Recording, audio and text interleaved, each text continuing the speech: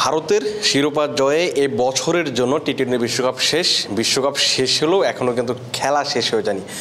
কেন শেষ হয়ে যায়নি? বিশেষ করে বাংলাদেশি সমর্থক যারা আছেন তাদের জন্য আরও একটা টুর্নামেন্ট শুরু হচ্ছে, যেটা হচ্ছে 1 জুলাই থেকে শ্রীলঙ্কা প্রিমিয়ার লিগ শুরু হচ্ছে। সেখানে বাংলাদেশের 3 জন ক্রিকেটার খেলবেন দুটো ভিন্ন দলের হয়ে। ডাম্বুলা সিক্সার্সের হয়ে খেলবেন মুস্তাফিজুর রহমান এবং তাওহিদ হৃদয়, এবং কলম্বো স্ট্রাইকার্সের হয়ে খেলবেন তাসকিন আহমেদ। এই দুটো দলের খেলা যখন শুরু হবে তখন বাংলাদেশের সমর্থকরা নিশ্চিতভাবেই টিভি স্ক্রিনের দিকে তাকিয়ে থাকবেন। হৃদয় কেমন করছেন, মুস্তাফিজ কতটা ভালো বোলিং করছেন, কিংবা তাসকিন কতটা গতিময় বোলিংয়ে প্রতিপক্ষের ব্যাটারদের নাকাল করে দিচ্ছেন। এই দিন মানে এই সব জিনিস দেখার জন্য হয়তো আপনারা মুখিয়ে থাকবেন, যেটা আইপিএল যখন হয় তখন যেটা আমরা আসলে নর্মালি করে থাকি বাংলাদেশের সমর্থকরা। যেটা বলছিলাম যে বিশ্বকাপ অবশ্যই শেষ হয়ে গেছে, গত রাতে ভারত জিতে নিয়েছে এবারে বিশ্বকাপটা, কিন্তু এখন পর্যন্ত খেলা শেষ হয়ে যায়নি। খেলাটা শুরু আরও যে টুর্নামেন্টগুলো থাকবে, দ্বিপাক্ষিক সিরিজ, ফ্র্যাঞ্চাইজি লিগ যাই বলুন না কেন, এগুলো কিন্তু শুরু হচ্ছে নতুন করে, কারণ বিশ্বকাপ শেষ হওয়ার পর এগুলো মাঠে নামা সময়ের অপেক্ষা। 1 জুলাই, যেটা বলছিলাম 1 জুলাই এলপিএল শুরু হচ্ছে। এই এলপিএলে তো 3 জন ক্রিকেটার খেলছেনই, যেখানে প্রথম দিনেই মাঠে নামছেন বাংলাদেশের 2 ক্রিকেটার তাওহিদ হৃদয় এবং মুস্তাফিজুর রহমান। ডাম্বুলা সিক্সার্স তারা প্রথম দিন খেলতে নামবে উদ্বোধনী ম্যাচে। তাদের প্রতিপক্ষ বিলাভ ক্যান্ডি, এই দলটার হয়ে খেলবেন ওয়ানেন্দু হাসারাঙ্গা, তাসুন সানাকা, কামিন্দো ম্যান্ডিস, অ্যাঞ্জেলো ম্যাথুস, মানে একেবারে তারকা ঠাসায় একটা দল। বিলাভ ক্যান্ডিতে আমরা তো অবশ্যই যাব, তার আগে আমরা কথা বলতে চাই মুস্তাফিজুর এবং তাওহিদ হৃদয় যে দলটাতে খেলবেন, সেই দলটা এই টুর্নামেন্টের জন্য কতটা ভালো হয়েছে বা তাদের আসলে কোথায় ল্যাকিংসগুলো আছে সেই জায়গাগুলো আমরা কথা বলতে চাই। শুরুটা যদি ব্যাটিং নিয়ে করতে চাই, ব্যাটিংয়ে বেশ কয়েকটা ভালো নাম আছে। আপনি এখানে নামগুলো বলতে পারেন, ইব্রাহিম জাদরানের কথা বলতে পারেন, ইফতেখার আহমেদ, হজরতুল্লাহ জাদাই, করিম জান্নাত, হায়দার আলী, বাংলাদেশ তাওহিদ হৃদয়, দানুষ্কা গুনাথিলাকা, এই কয়েকজন রিনাউন আপনার ক্রিকেটার যাদেরকে সবাই আপনারা চিনেন, কিন্তু এই দলটার পেস ইউনিটটা একটু মানে হেভি পেস ইউনিট বলা চলে। তো যেটা বলছেন যে ব্যাটিং ইউনিটে যদি আপনি খেয়াল করে দেখেন, আপনি হয়তো ওপেনিংয়ে যদি চিন্তা করেন, হয়তো ইব্রাহিম জাদরানকে হয়তো আপনি দানুষ্কা গুনাথিলাকার সঙ্গে দেখবেন, কারণ দুজনকে আপনি বিদেশি ওপেনার খেলানোর সাহস হয়তো করবেন না, কারণ আপনাকে তো আসলে বাকি যে ব্যাপারগুলো থাকবে স্পিন বোলিং, অলরাউন্ডার বা মিডল অর্ডার বা পেস বোলিং, এইখানে তো আসলে রিকভার করতে হবে।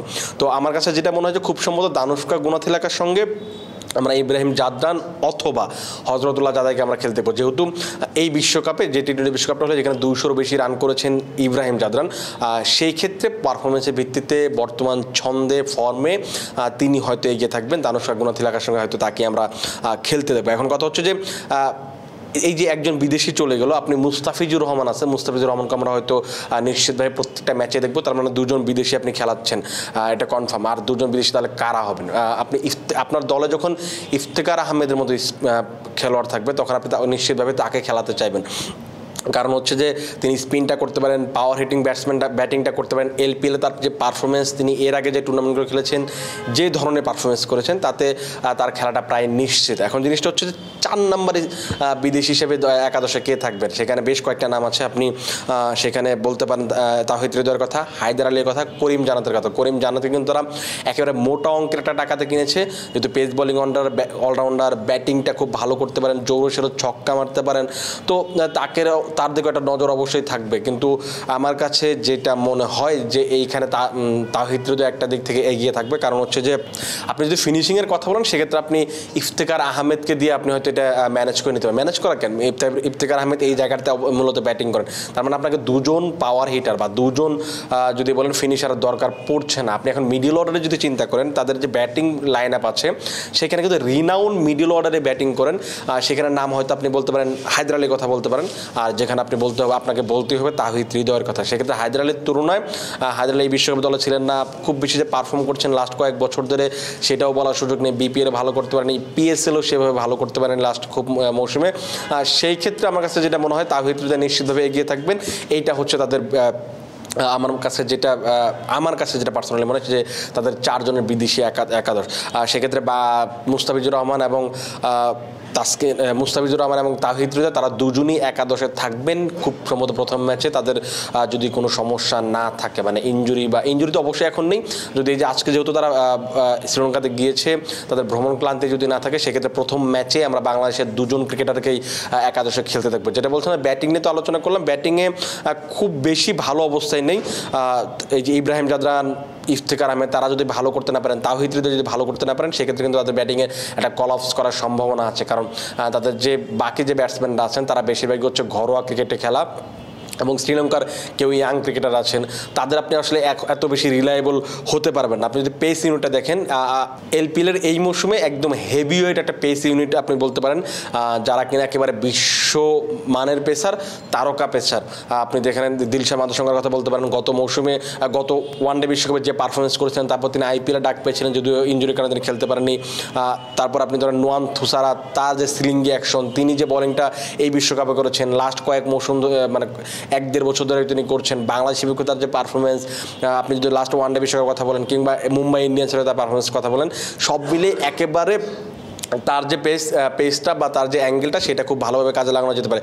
তার সঙ্গে আপনার একটা স্লোয়ার মানে পেসার দরকার পড়লো, যেখানে আপনি স্লো বোলিং করাবেন বা একটু উইকেট স্লো হয়ে গেল, সেখানে মুস্তাফিজুর রহমান কতটা বিধ্বংসী বা অপ্রতিরোধ্য সেটা তো আইপিএলে দেখেছি আমরা, এই বিশ্বকাপ আমরা দেখেছি যে ধরনের পারফরমেন্স করেছে। সেক্ষেত্রে এই 3 জন পেসার যখন আপনার দলে থাকবে, তখন প্রতিপক্ষের যে কোনো ব্যাটসম্যানের জন্য আসলে হুমকির কারণ হয়ে দাঁড়াবে।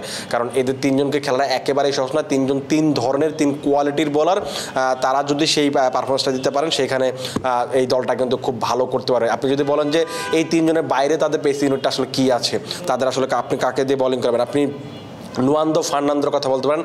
লাস্ট 2-3 বছর শ্রীলঙ্কার হয়ে খেলেছেন, এই বিশ্বকাপে ছিলেন, বিশ্বকাপে খেলেননি, কিন্তু তিনি শ্রীলঙ্কার জাতীয় দলে হয়ে খেলার অভিজ্ঞতা আছে।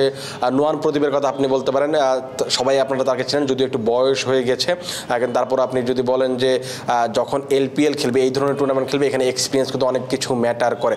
সব মিলে আপনি যদি বোলিং করাতে চান, আপনি যদি করিম জান্নাতকে একাদশে খেলান, তার কাছ থেকে আপনি 2 ওভার বা 3 ওভার বোলিং পাবেন, অর্থাৎ 6টা বা 7টা পেস বোলিং অপশন আছে, তারা যাকে তাকেই খেলতে পারে। কিন্তু যদি আপনি টুর্নামেন্টের কথা বিবেচনা করেন, ভালো করার কথা বিবেচনা করেন, সেই ক্ষেত্রে আপনার প্রথম 3 পছন্দ হয়তো মুস্তাফিজুর রহমান, নোয়ান থুসারা এবং দিলশান মাদুসাঙ্গা থাকবে। তাদের সবচেয়ে বড় যে সমস্যাটা যেটা হবে ব্যাটিংয়ের পরে, সেটা হচ্ছে স্পিন বোলিং অ্যাটাক। আপনি যখন টি20 ফ্র্যাঞ্চাইজি ক্রিকেট খেলবেন, টি20 টুর্নামেন্টগুলো খেলবেন, তখন আপনাকে রিনাউন স্পিনার দরকার, আপনার ভালো মানের লেগ স্পিনার দরকার, কিংবা অফ স্পিনার, যে ধরনের স্পিনারের কথা বলুন না কেন বা চায়না মানের কথা বলুন না কেন, এখানে আপনাকে এক্সপিরিয়েন্স একটা ম্যাটার করে। কারণ এই ধরনের জায়গাতে আপনি যখন মাঝের দিকে বোলিং করবেন, অনেক সময় আপনাকে অ্যাটাক করতে চাইবে, তখন আপনি আসলে কীভাবে হ্যান্ডেল করবেন, এই প্রেশারটা হ্যান্ডেল করবেন, সেটা আপনাকে মাথায় রাখতে হবে। যখন আপনি এক্সপিরিয়েন্স হবেন, তখন সেটা আপনার জন্য কাজটা সহজ হবে। এই একাদশে আপনি যদি এই দলটাতে দেখেন, সেই মাপের মানে টি20-র জন্য একেবারে বিখ্যাত বা জনপ্রিয় তারকা এই ধরনের কিন্তু স্পিনার কিন্তু নেই।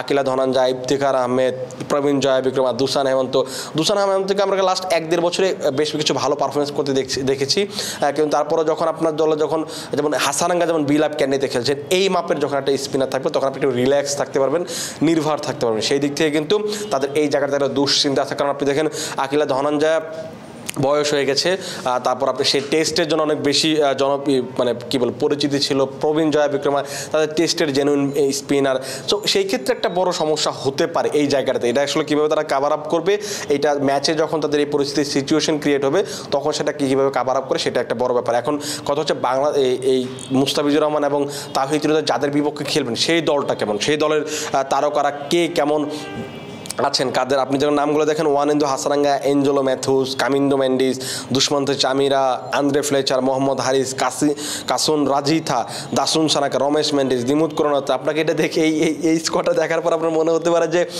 এটা কি শ্রীলঙ্কার কোনো দল, মানে শ্রীলঙ্কার দল বলতে বোঝাচ্ছে শ্রীলঙ্কার জাতীয় দল কিনা, ন্যাশনাল টিম কিনা, তাদের বিপক্ষে মানে মুস্তাফিজ এবং তাওহিদ হৃদয়কে খেলতে হবে। আপনি বলতে পারেন জাতীয় দলের একেবারে ছায়া একটা জাতীয় দল বলতে পারেন, কারণ জাতীয় দলের যে তারকা ক্রিকেটারগুলো আছে, বেশিরভাগ তারকা ক্রিকেটাররাই এই বিলাপ ক্যান্ডির হয়ে খেলবে। তাদের বিপক্ষে বাংলাদেশ সময় রাত 8টা বাজে বাংলাদেশের এই যে 2 ক্রিকেটার তাওহিদ হৃদয় এবং মুস্তাফিজুর রহমান খেলতে নামবে। ম্যাচটা আপনারা সরাসরি দেখতে পাবেন বাংলাদেশের একটি টিভি চ্যানেলে, সেই ম্যাচটা অবশ্যই আপনারা তাকিয়ে থাকবেন। এখন কথা হচ্ছে যে মুস্তাফিজ এবং তাওহিদ হৃদয় তো প্রথম দিনে মাঠে নামছেন, প্রথম দিনে খেলছেন, তাসকিনের খেলাটা কবে? আপনি এটা যদি জানতে চান, সেক্ষেত্রে আপনার উত্তরটা হচ্ছে তাসকিনকে দেখার জন্য আপনার খুব বেশি অপেক্ষা করতে হবে না। পরদিন বাংলাদেশ সময় ঠিক ওই সেম টাইমেই রাত 8টা বাজে আপনি তাসকিনকে খেলতে দেখবেন। তিনি এবারের মৌসুমে খেলবেন কলম্বো স্ট্রাইকার্সের হয়ে। তার দলে কিন্তু বেশ কয়েকজন ভালো ক্রিকেটার আছে, আপনি যেখানে চামিকা কারণোত্তরের কথা বলতে পারেন, থিসারা পেরেরা, সাদিরা সামারা বিক্রমা, শাদাব খান, গ্লেন ফিলিপস, দুনিত ওয়াল্লা লাগে, রহমান রহমানুল্লাহ গুরবাজ এবং মাথিসা পাথিরানার মতো ক্রিকেটাররা এই দলে আছে। এই দলটা খুব ভালো একটা ব্যালেন্সড একটা টিম। সেই ক্ষেত্রে এই ম্যাচে বা এই দলটাতে আপনি যে জিনিসটা সবচেয়ে বেশি খুঁজবেন বা তাকিয়ে থাকবেন যে জিনিসটার জন্য, সেটা হচ্ছে যে তাসকিন এবং মাথিসারা পাথিরানা জুটি বেঁধে কতটা ভালো বোলিং করছেন। তাসকিনকে আমরা হয়তো শুরুর দিকে বোলিংয়ে দেখতে পাবো, মাথিসা পাথিরানা হয়তো মাঝের দিকে আসবেন, কিন্তু দ্বিতীয়বারে যখন আপনি যাবেন এই দুজনের উপরে হয়তো রিলাই করতে চাবে বা ভরসা করতে চাবে কলম্বো। কারণ চেন্নাই সুপার কিংসে যখন মুস্তাফিজুর রহমান খেলেছিলেন, মহেন্দ্র সিং ধোনির দল কিন্তু মুস্তাফিজ এবং মাথিসা পাথিরানার উপরই ভরসা রেখেছিল, আস্থা রেখেছিল। এখানে মুস্তাফিজুর রহমান এই দলটাতে নেই। মুস্তাফিজুর রহমানের জায়গায় আপনি একটা জুটিতে পাথিরানার সঙ্গে জুটিতে দেখবেন তাসকিন আহমেদের সঙ্গে। এই দুজন কতটা ভালো বোলিং করে, দ্বিতীয়বারে কতটা ভালো করেন, এই জুটিটা যদি ভালো করতে পারে, ক্লিক করতে পারে, সেক্ষেত্রে কলম্বো স্ট্রাইকার্স একটা বড় সুযোগ অবশ্যই থাকবে। তার সঙ্গে তাদের যে ক্রিকেটার আছেন তাদের কিন্তু বেশ জনপ্রিয়তা আছে। আপনি শাদাব খান, গ্লেন ফিলিপস, রহমানুল্লাহ গুরবাজ এই টুর্নামেন্ট মানে এই যে বিশ্বকাপটা হলো টি-20 বিশ্বকাপ, সেই বিশ্বকাপে সবচেয়ে বেশি রান করেছেন, মানে টপ স্কোরার তিনি। যেখানে রোহিত শর্মা, বিরাট কোহলি বা আরও যারা নিকোলাস প্রাণ তাদের সবাইকে পেছনে ফেলেছেন তিনি। তো এই জিনিস যে ফর্মে আছেন সেটা তারা কাজে লাগাতে চাইবে। সঙ্গে থিসারা পেরেরা যে অভিজ্ঞতা, এক্সপিরিয়েন্স, হাজিরা সামারি বিক্রমের মাঝের দিকে যে ব্যাটিংটা, সেটা তাদেরকে অনেক বেশি হেল্প করবে। যেটা আর একটা জিনিস হেল্প করবে, যেটা হচ্ছে যে আপনি ফিনিশিংয়ের জন্য আপনি শাদাব খানকে ব্যবহার করতে পারেন, তার লেগ স্পিনটা আপনি ব্যবহার করতে পারবেন যখন বোলিং প্রয়োজন হবে। একটা খুব ভালো দল, কিন্তু এই দলটা কেমন করবে সেটা এখন দেখার বিষয়। এখন প্রথম দিনে বাংলাদেশের দুজন যে মাঠে নামছেন দাম্বুলা সিক্সার্সের হয়ে মুস্তাফিজুর রহমান এবং তাহিদ হৃদয়, তাদের খেলাটা কেমন হচ্ছে সেই খেলার আপনি আপডেট জানতে পারবেন। তাদের ম্যাচের সকল আপডেট আপনি যদি জানতে চান, আপনাকে অবশ্যই চোখ রাখতে হবে ক্রিকফ্রেঞ্জির ইউটিউব চ্যানেল, টুইটার, ইনস্টাগ্রাম কিংবা ওয়েবসাইটে, ফেসবুক পেজ, সবখানে আপনি নজর রাখতে পারেন। আমরা চেষ্টা করব যেহেতু টুর্নামেন্ট শুরু হচ্ছে 1 জুলাই থেকে, এই টুর্নামেন্টে যত আদ্যপান্ত যত খবর আছে, বাংলাদেশের যে 3 ক্রিকেটার খেলছেন তাদের যত লেটেস্ট খবরগুলো আছে, আমরা সেই খবরগুলো আপনাদেরকে সবার আগে দেওয়ার চেষ্টা করব। ম্যাচের পরে অবশ্যই আপনাদের সঙ্গে কথা হবে। সে পর্যন্ত আপনারা ভালো থাকুন, সুস্থ থাকুন এবং ক্রিকফ্রেঞ্জির সাথে থাকুন।